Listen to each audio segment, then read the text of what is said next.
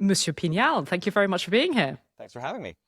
So, just so that we understand why you have skin in the game here, Stanley, you are a Frenchman, but you are also a little bit Canadian, right? I'm also a little bit Canadian. My mother is Canadian. I go to Canada every year. I have family in Canada, and I like both places very much. And possibly as a result, I have, yeah, as you say, a bit of skin in the game. It would make my life just that marginal bit easier if Canada was in the EU. Not as convenient as if Britain was in the EU, to be fair, Hmm. but still a little bit more convenient. Okay, so if we allow ourselves to indulge in the fantasy for a moment, let's start with looking at what would be in it for Canada if they were allowed to join the EU. It's a deal. It's a package deal, right? Joining the EU is about both sides. So actually, I think you need to take the long lens of history view and really put the package together, which is Canada is it's a big place with few people and lots of resources, and it fits rather nicely with the EU, which is like a small place with lots of people and few resources. So my starting premise is there's a deal to be done. What's in it for them? Right now, I mean, this is a kind of a new argument in recent weeks, but basically protection. That both places, both Europe and Canada, have this Trump problem, which I mean, it's a Trump problem now. Maybe it's a longer term problem with being a neighbor of America. But they are feeling this kind of rather odd heat. Nobody knows if it's real or not, this annexation thing with Trump, but you do benefit from being a member of a bigger club. So that's what's in it for Canada. Now, whether it can happen at all, or whether it can happen in the kind of time frame that would make a difference, I'm pretty doubtful of. I mean, this is the thing, right? Like back in your article at the start of January, you spent, I think, 6 paragraphs making the case for why Canada could join the EU. But Yeah. in the seventh and final paragraph, you stated that it was but a geopolitical thought experiment and Yeah, I essentially it can't think really that happen. to coin a phrase, I think this is something we should take seriously, but not literally. It is a thought experiment to think about how Canada and the EU, which are already very close in many ways, right? Canada and the EU probably have the closest relationship. So Canada is the closest relationship the EU has to a country that is not looking to join, basically. So it is already very close. It could get closer, and the geopolitical situation is just pushing both of them to find new allies. So right now, it's a very comforting relationship. Well, I was going to say, does it feel a bit less like a geopolitical thought experiment than it did a couple of months ago? Or I not mean, really? yeah, yes and no. I mean, at the end of the day, is Canada really going to join the EU? I, I am doubtful. Will it push to have a more meaningful, close relationship, even beyond trade and investment, which has been the previous focus? I think so, and we're already seeing it, right? So Mark Carney, who is the new Canadian Prime Minister, who has not one but two European passports that he's trying to get rid of. He's Irish and British as well as being Canadian. He is visiting Paris and London this week, and he is there. There is talk. You start seeing talk of what's called like-minded NATO allies, which is basically NATO minus that one place that we're not going to talk about, and which is rather central to the whole NATO thing, i.e., the United States. So that is another element in the kind of the proximity in between Europe and Canada. Just sticking with the fantasy for a moment, but like, why do you why can't it happen? What are the things that make it a fantasy? Okay, so a couple of things. The first one is Article 49 of the European treaties, which basically explicitly says the EU is open to any applications from European states to join the Union. Is that a killer? Like, yes and no, because to change the EU treaty is not that hard. We've done it fairly regularly. It requires unanimity, but so does letting any new member into the EU. So actually, if you're going to go down that road, getting unanimity, you're going to need anyway. So you could just, while you're there, change Article 49 to say, it's for European states and places that start with C in North America, for example. Um, it'd be a big issue for Canada. Fundamentally, you have to take the long-term view that Canada is going to remain very closely integrated with America, with the United States. It has an open border. You cannot be in the EU and have an open border with a non-EU member state. Northern Ireland knows a thing or two about this, right? But this is not the Northern Irish border. This is a kind of, I think, the biggest unprotected border in the whole world. A third thing is Canada is itself not necessarily that enthused by joining the EU. It is now, but it is a country that's slowly turning west. It's going Pacific bound rather than Atlantic bound, right? It is thinking much more about its relationship with Asia, its relationship with China. That's where a lot of the immigration is coming from. And it really is, looking to Europe is kind of looking to the old world. And that is kind of potentially a difficulty. And the last thing I'd say is on the EU side, if the EU were to let in a non-European member to the EU, it would open a bit of a can of beans. Morocco was rejected essentially from EU membership in the 1980s, basically on the basis that it wasn't an EU country, a European country. If you start allowing Canada to come in, you will then start needing to have difficult conversations with places like North Africa, who will say, well, you know, why not us? If you want our help with migration, if you want our help with this, that, and the other, then we need to be given some kind of promise that one day we'll be members of the EU. That's not really a conversation Europe wants to have at the moment. So I think for that reason, what you're likely to see is a closer partnership with Canada, but that falls some way short of actual membership. I mean, you say that, you know, Canadians don't want this and that are looking Pacificwards more than they're looking towards the old continent. But there was this poll last week that suggested that nearly half of Canadians think that Canada joining the EU would be a good idea.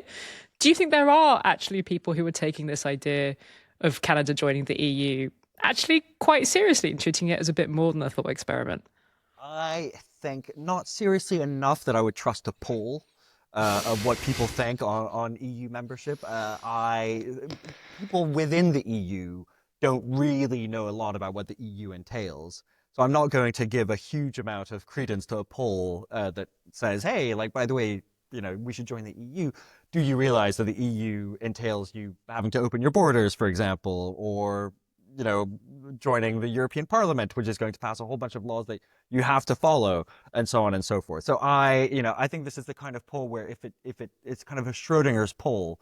As long as you don't look at it, it says one thing. But if you start looking at it, it would probably, you know, the numbers would shift quite dramatically. I think I'm enjoying talking about this because I just actually would quite like to move to Canada myself for a bit and be able to just go on with my EU passport. It would be great. And I also feel if Australia can join Eurovision, why can't Canada join the EU? The number of people who've made this point, as if kind of like 2/3 of the benefits of being in some European club is being in the Eurovision Song Contest. I mean, is it not? It's probably not wrong. I mean, I would say it's no more than half. It's not 2/3. It goes without saying, Canada, just like Australia, is I think an associate member of the European Broadcasting Union, and therefore could probably pull the same strings. And famously, Celine Dion, Canada's finest exported herself to Switzerland to win the Eurovision Song Contest back in, I defer to you, Dominic, but 1988, I think it was. Yeah, I can't remember the date, but I know there are hopes that she will appear this year in Basel in the grand finale if her health is good enough. Sticking with culture for a moment, do you think that Canada has more in common with the European states than it does with its direct neighbor, the United States? Yeah, I mean, yes and no. It is. I mean, Canada and Europe are very similar in that they are kind of both free market kind of places, but with generous welfare states. So from that point of view, they are similar and quite distinct from the U.S.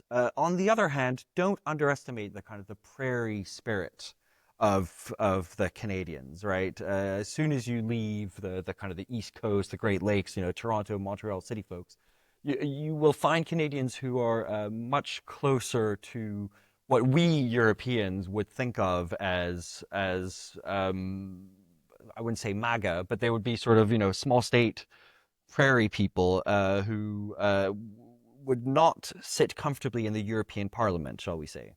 Or if they did, they would sit, you know, in bits that we don't necessarily like all that much. Mm-hmm. Okay, so it's very clear from what you're telling us that this is a bit of a fantasy, the idea of of Canada joining the EU. But it does seem that they could benefit from a closer partnership.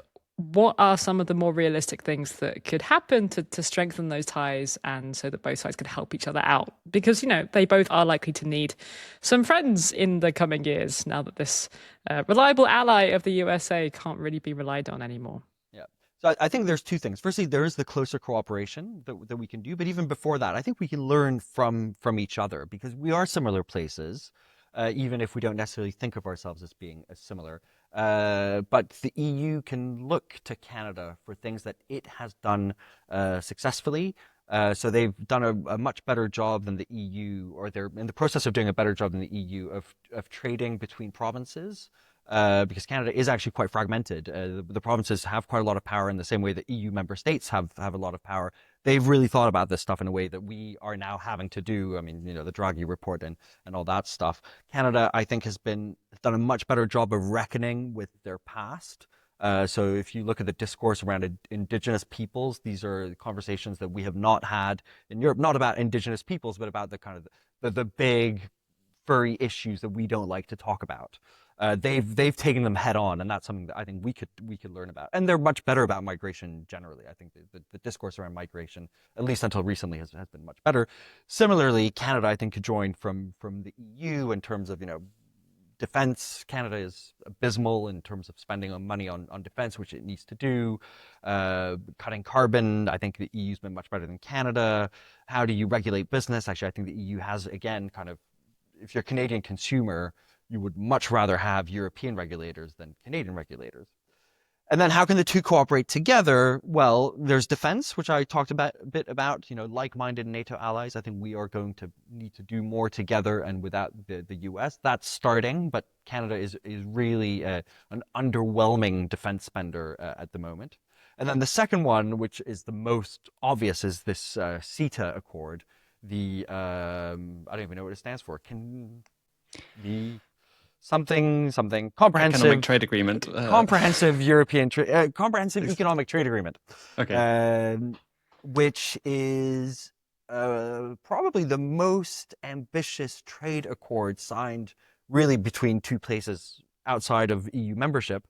And partly as a result, bits of it need to be ratified, not just by the European Parliament, which is the way that trade deals are usually ratified, but by the national governments.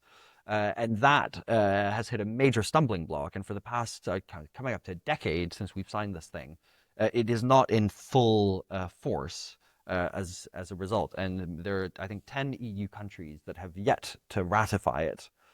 So it is in provisional application, which means that most of this trade agreement are actually in force. But I think now would be the kind of the geopolitical impetus to actually make it into full operation and to show that both on the Canadian side and on the European side, we really are thinking in new ways, in more ambitious ways of how to partner up with like-minded allies.